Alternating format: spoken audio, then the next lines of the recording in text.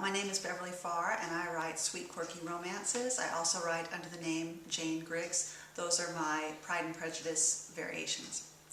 Recently, I was asked by a friend to do a video on what I love about my husband. So, I was thinking first about how I met him and what I first thought of him when I saw him. I knew he was good looking. I thought he looked like Sam Elliott. He was very interesting. He was smart. And on our first date, one of the things I found out that was very good for me was that he was a reader. He actually talked about books he was reading, and we had some authors that we both had read, and so that interested me. And then as the dating went on, I found out more and more about him.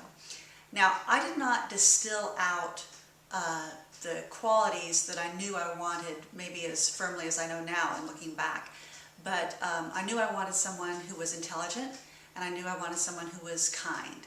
And so I saw that with my husband. He was very intelligent with degrees he had and the things that he wanted to talk about. And then also his kindness. I didn't hear him say mean or rude things about people. And from his conversations, I could tell that he loved his family, and particularly he cared about his mom. And so these were the kinds of things that made me want to get to know him better. Now, after we've been married, and I've been writing romance novels more, I've kind of distilled out what were the qualities that I want, what I ultimately wanted in a husband, but also what I want to show in my writing.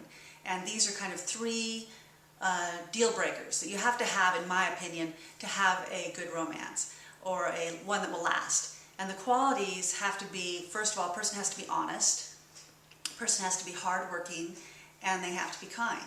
And so those are the things that when I write, I want to make sure they're there. And then I just want to talk to you briefly about how those qualities are that my husband has. First of all, he is honest.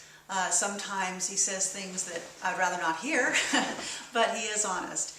And one thing that I enjoy is that I don't need to worry about him, fudging on his taxes or something.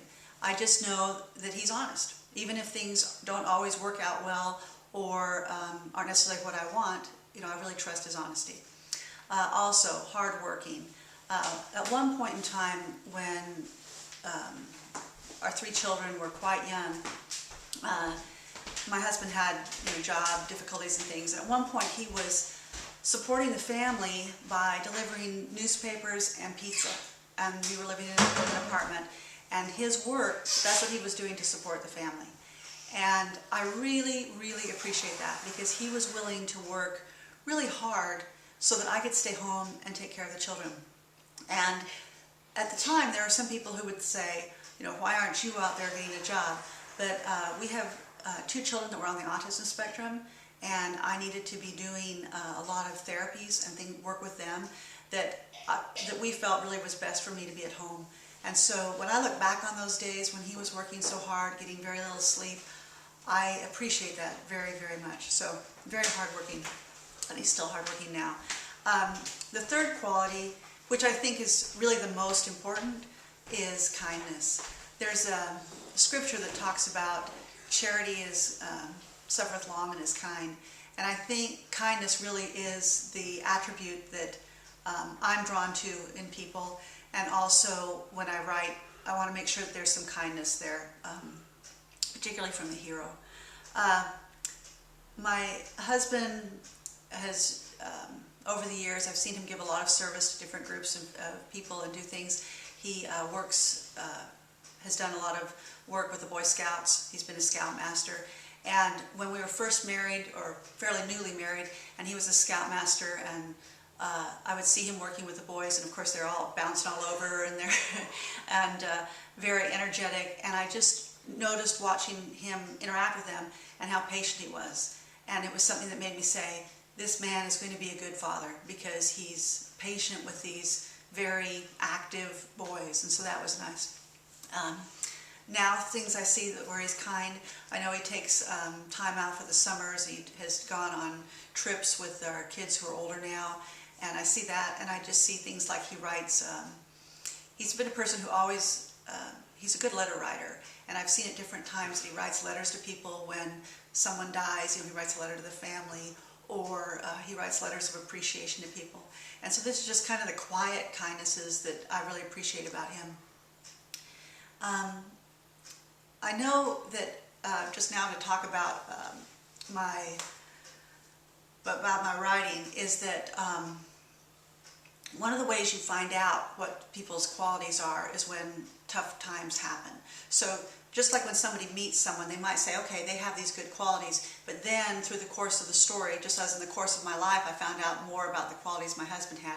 In a story, as the story develops and different plot points happen, that's when you really find out what the person is like and whether or not they have these qualities that will make for a lasting, good relationship.